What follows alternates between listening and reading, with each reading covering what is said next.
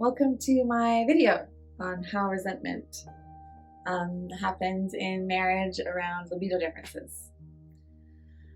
To start with, generally speaking, what I have noticed is that resentment usually happens when we aren't standing up for ourselves in some way. There's something that we're not saying or a boundary that we aren't setting. Sometimes with others, sometimes even just within ourselves.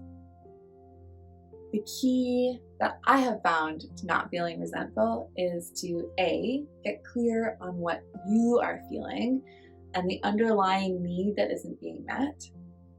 B, to find 3 ways to meet that need yourself. Because if you have a need that you're meeting only one way, or with one person, then you have a dependency on that one thing or that one person, and that's not a stable place to be emotionally. And then C, by speaking up and saying what you need to say. So in regards to resentment about differences in libido, it's the same process. Personally, I have often felt resentment towards my partners because I have usually been the one who wanted sex more, although resentment definitely happens on both sides of the libido fence. When I wanted sex more than they did, I felt undesired, undesirable, like something was wrong with me, or that I was not enough, or I was too much. And I felt bitter that he didn't want sex as much as I did.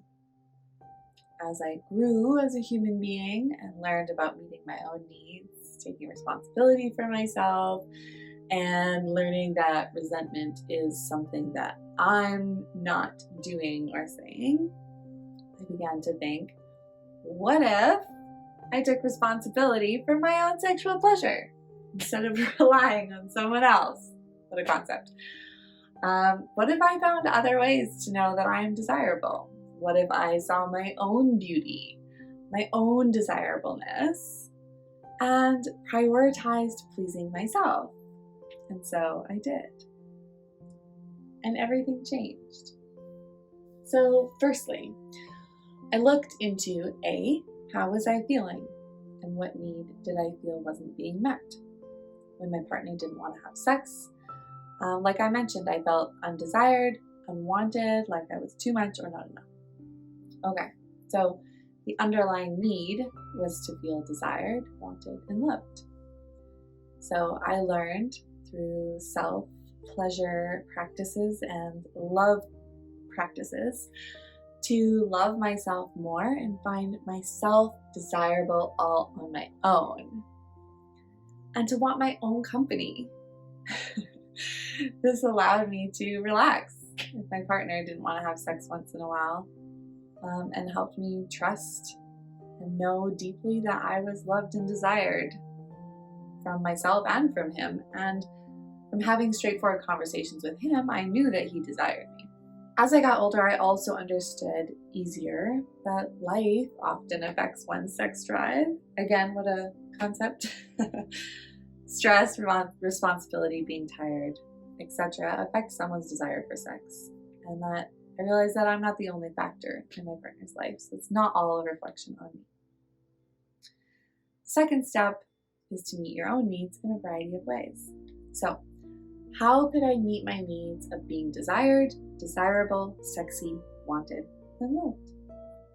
The biggest way I met these needs on my own was learning to self-pleasure more and connecting more to myself while doing so.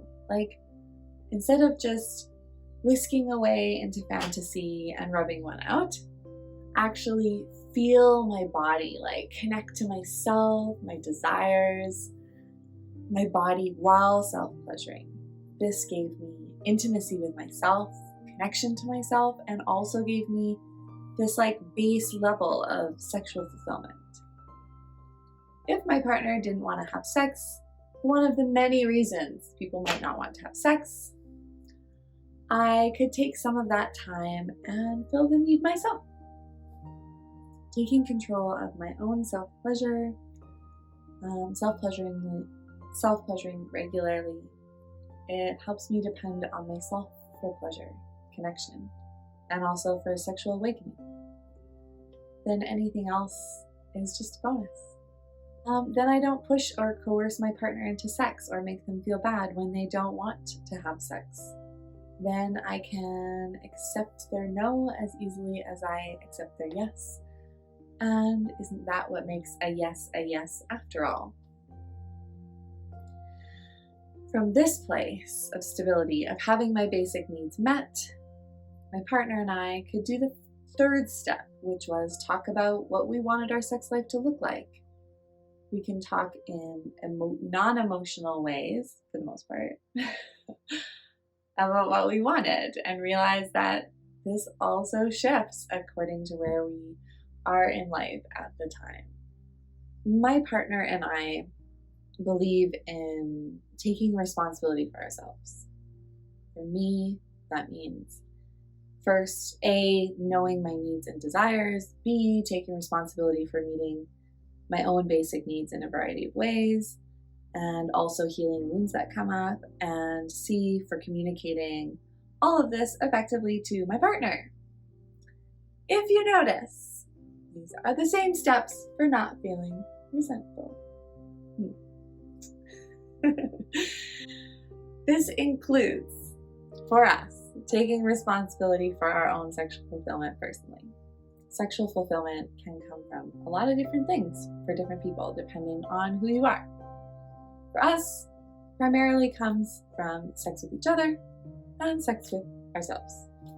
Masturbation or self-pleasure in marriage is not often talked about in general or between partners even, and is often not supported. My partner and I both find sexual gratification from it, we explore with it, we nourish ourselves with pleasure.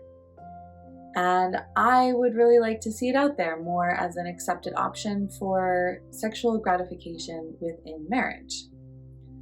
I mean, if ultimately what you both want for yourself and your partner is to be sexually fulfilled and committed to each other, then how does self-pleasure not fit into that? When we stop blaming our partner for not wanting sex the same amount as we do, and we hold sexual fulfillment for both people as our goal, it allows us to start thinking creatively to meet that goal. So this happened a little while ago in our life, the opposite way, where he wanted to have sex, and while I was open to something sexy, I didn't actually feel like having sex. So I helped him self-pleasure, which was fun for both of us. And then he rubbed my back, which gave me the amount of connection and intimacy and attention that I wanted. So, there's a lot of creative ways to get our needs met without actual PIV intercourse.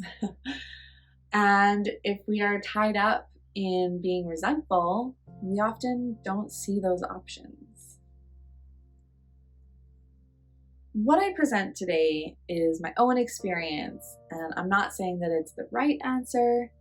It's an option. May or may not work for you in your relationship. This way of thinking and being doesn't work for everyone.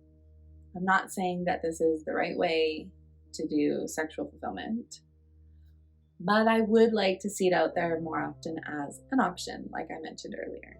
So feel into it. If it makes you uncomfortable in some way, really think about what exactly makes you uncomfortable about self-pleasure within a committed relationship. Is there a fear there? Fear of what and why?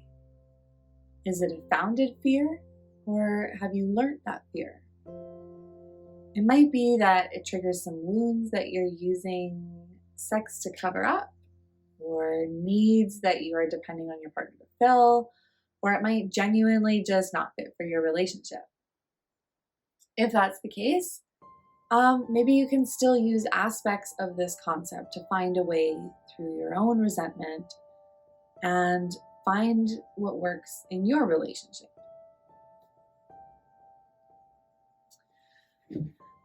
To end with, I wanted to mention that I have found that self-pleasure can help other resentments too, actually, not just with libido differences.